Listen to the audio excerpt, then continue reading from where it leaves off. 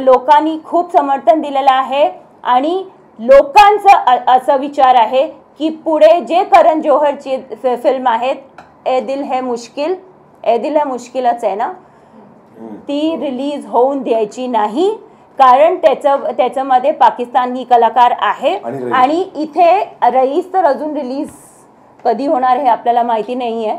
पण अजून एक असं जे करण जोहरचे पाठोमाग सगळे आता वरुण धवन असो की सुशांत सिंग राजपूत असो, हे सगळे जे कलाकार बोलायला लागले आहेत की पाकिस्तानी आर्टिस्टनी तुमचं काय केलं, पाकिस्तानी आर्टिस्टनी आतंकवाद केला आहे का, ते त्याच्यामध्ये इन्व्हॉल्व आहेत का. तर मला फक्त एकच प्रश्न विचारायचा आहे की जे आपले उरी अटॅक मध्ये ते जवान होते ते काय करत होते, ते झोपून उठले होते ना आणि त्यांच्यावरती हल्ला झाला.